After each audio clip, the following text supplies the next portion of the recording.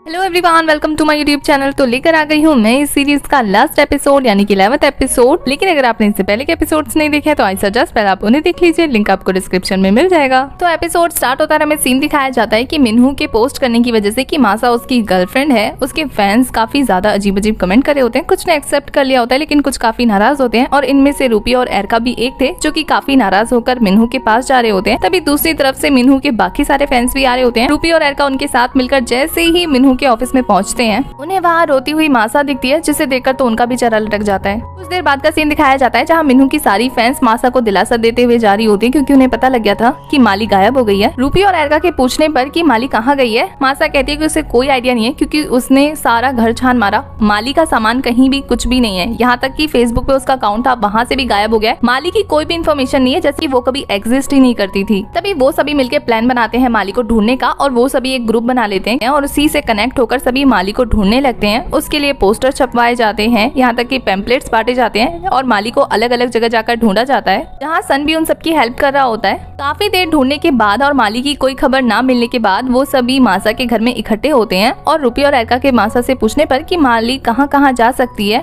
मासा बता देती है सारा एड्रेस और उसे वो जगह भी याद आती है जहाँ उन दोनों ने साथ में काफी सारे फोटोज खींचे थे, साथ में घूमने गए थे जब मासा का मूड खराब था। तो वो सभी वही फोटो जो है वो फिलिप के पास भेजते हैं ताकि वो उस फोटो को हैक करके उसके जरिए इन्फॉर्मेशन निकाल सके कि वो लोकेशन कौन सी है। लेकिन उस फोटो के जरिए फिलिप भी कोई खास इन्फॉर्मेशन नहीं निकाल पा रहा होता है, सिवाय लोकेशन के अलावा उसे सारी चीजें पता लगी होती है उस फोटो के बारे में। वो उन सभी को आइडिया देता है कि क्यों ना वो लोग पुलिस कंप्लेन करे। वो लोग कहते हैं कि उसे माली के बारे में कुछ भी इन्फॉर्मेशन नहीं है सिवाय उसके नाम की और वो अफ्रीका से बिलोंग करती है। इसके अलावा यहाँ तक कि डेट ऑफ बर्थ और एज भी नहीं पता किसी को, तो पुलिस कैसे ढूंढेगी उसे। तो फिलिप उन्हें आइडिया देता है कि क्यों ना वो लोग किसी ऐसे इंसान से कांटेक्ट करे जिसे माली के बारे में सारी इन्फॉर्मेशन पता हो, जैसे कि कोई स्कूल का ही। तो ये सुनने के बाद हमारी मासा के दिमाग में आता है प्रिंसिपल का ख्याल, क्योंकि उसे ऐसा लगता है कि माली के बारे में मे भी शायद प्रिंसिपल को कुछ ना कुछ तो जरूर पता है, उनकी हरकतों से पता लग रहा होता है। नेक्स्ट सीन में दिखाया जाता है कि वो सभी के सभी प्रिंसिपल के पास पहुंच गए होते हैं माली की इन्फॉर्मेशन निकालने के लिए। मिन्हू प्रिंसिपल को समझा रहा होता है कि उनकी फ्रेंड खो चुकी है तो उन्हें बस उसकी इन्फॉर्मेशन चाहिए। तो प्रिंसिपल कहते हैं कि वो सिर्फ मासा से अकेले में बात करेंगे, उसके अलावा सबको बाहर जाने के लिए कह देते हैं। और सबके बाहर जाने पर वो मासा से कहते हैं कि उसे माली को नहीं ढूंढना चाहिए, अगर वो अपनी मर्जी से गई है ना तो उसे ढूंढना लगभग नामुमकिन है क्योंकि वो अपनी एग्जिस्टेंस ही मिटा देती है जहाँ से वो जाती है। के अलावा भी प्रिंसिपल मासा से माली के बारे में और भी बातें करते हैं जो कि हमें अभी नहीं बताई जाती है, क्योंकि उसके बाद मासा को दिखाया जाता है जो कि काउंसिल ऑफिस में पहुंचकर सबको मना कर देती है माली को ढूंढने से। तो सबके पूछने पर कि वो लोग माली को ढूंढना क्यों बंद करे, अभी तो उन्होंने अच्छे से छानबीन की भी नहीं है। तो मासा उन्हें कुछ भी नहीं बताती है, बस उन्हें मना कर देती है कि उन्हें माली को नहीं ढूंढना चाहिए। उसके बाद हमें फ्लैशबैक से पता लगता है कि प्रिंसिपल ने मासा को क्या बताया था। उन्होंने 15 साल पहले अपनी और माली की एक फोटो दिखाई थी उसे, और प्रिंसिपल बताते हैं कि जब 15 सालों पहले वो जंगल में गए थे किसी काम के लिए, तो वहाँ किसी पेड़ के नीचे आने की वजह से वो काफी ज्यादा प्रॉब्लम में पड़ गए थे। तब माली ने उनकी हेल्प की थी, तब माली ने पहली बार फर्स्ट टाइम उनके सामने अपनी पावर का यूज किया था। उन्हें नहीं पता कि माली कौन है, कहाँ से आई है, बस वो आती है, अपना हेल्प करती है और चली जाती है। फिर उसको कभी भी नहीं ढूंढा जा सकता है क्योंकि प्रिंसिपल ने भी उसे काफी सालों तक ढूंढने की काफी कोशिश की लेकिन वो कभी नहीं मिली। सारी बातें मासा के लिए न्यू तो थी लेकिन अपनी फ्रेंड के बारे में इतनी अच्छी अच्छी बातें सुन के उसे काफी अच्छा लग रहा होता है। तब प्रिंसिपल उसे बताते हैं कि 15 साल बाद अचानक से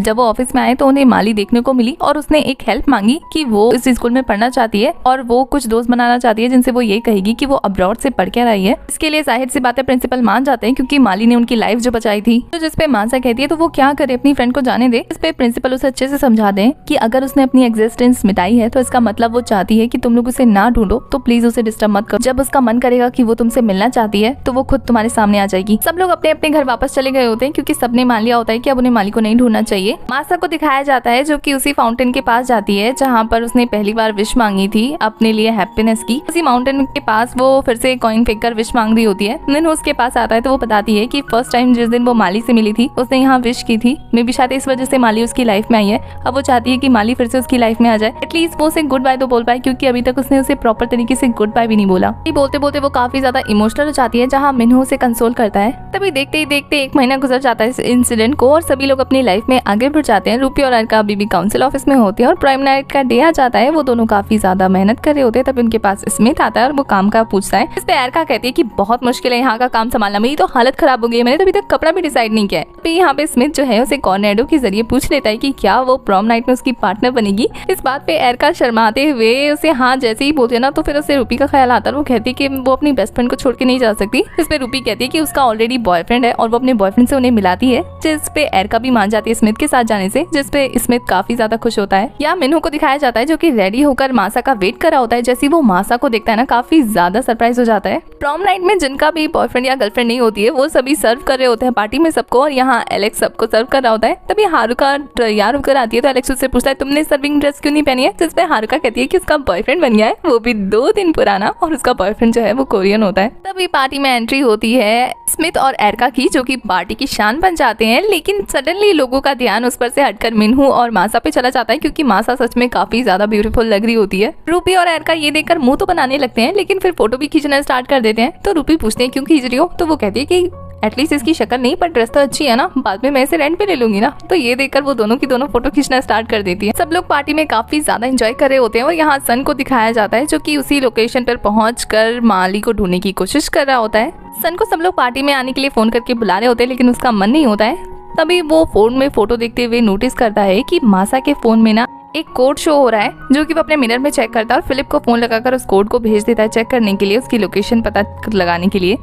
दूसरी तरफ यहाँ मासा और मिन्हू थक जाते हैं डांस करते करते, लेकिन मिन्हू की फैंस उसे ले जाती है डांस करने के लिए। यहाँ जब मासा अकेली बैठी होती है ना तो उसे ऐसा लगता है जैसे पार्टी में उसने माली को देखा। मासा के माली को ढूंढने पर उसे नहीं मिलती है तो वो सैड होकर बाहर बैठ जाती है। तो मिन्हू जाकर उसके फेस पे स्माइल ले आता है, मतलब माली ने एक सही पर्सन को मासा के लिए छोड़ा है। उसके बाद मिन्हू मासा को लेकर डांस फ्लोर पे जाता है। तभी उसे फिलिप का कॉल आता है और फिलिप उन्हें माली की लोकेशन सेंड कर देता है। तो मिन्हू मासा से पूछता है कि क्या उसे माली को ढूंढना है, तो मासा हाँ कहती है और वो दोनों निकल जाते हैं उसे ढूंढने के लिए। बाहर निकलकर उन्हें सन भी मिल जाता है जो कि अपनी बाइक उन्हें दे देता है और वो लोग उसकी बाइक पे बैठकर वहाँ से निकल जाते हैं। जैसे ही वो उस लोकेशन पे पहुंचते हैं ना, वहाँ पे उन्हें किसी आदमी की परछाई दिखती है और वो लोग जैसे ही वहाँ पहुंचते हैं तो उन्हें देखने को मिलता है कि वहाँ पे 2 गैंग जो है वो आपस में ड्रग्स का लेन देन कर रहे हैं और इस चीज के वो लोग विटनेस बन जाते हैं। तो इसका मतलब अब उन पे खतरा आने वाला है, तो वो वहाँ से चिल्लाते हुए भाग जाते हैं कि अब तो वो मरने वाले हैं। वो गैंग उनके पीछे पड़ जाती है और मासा और मिन्हू अलग अलग होकर भागने लगते हैं। मिन्हू मासा को छुपाकर भागने लगता है, लेकिन मासा ही पकड़ी जाती है। जैसे ही वो लोग मासा को शूट करने वाले होते हैं ना,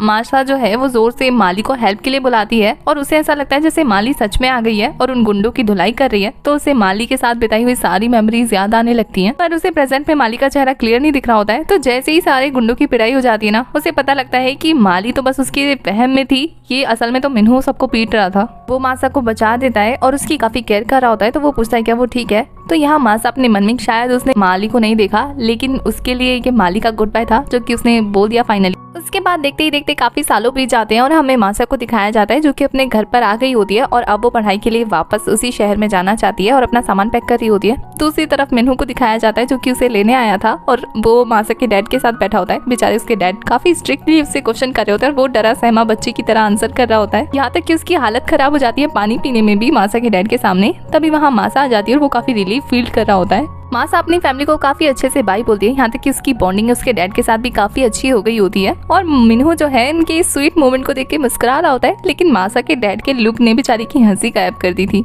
उनके जाने के बाद मासा की मॉम भी लाइक कि काफी अच्छे लगते हैं ना दोनों साथ में। उसके डैड कहते हैं हाँ। मिन्हू और मासा जैसे ही घर पहुंचते हैं ना, उन्हें वहाँ पे बालकनी का डोर ओपन दिखता है और फ्रिज का खाना भी आधा गायब होता है। तो मासा को लगता है कि माली आ गई है और वो ढूंढने लगती है, बट वो जैसे ही डोर ओपन कर दिया अपने रूम का, वहाँ पर उसके बाकी सारे दोस्त थे जो कि उसे सरप्राइज देने आए थे और इस सरप्राइज के प्लान में सन भी शामिल था, बस मासा को ही नहीं पता था। और वो सभी काफी ज्यादा एंजॉय कर रहे होते हैं।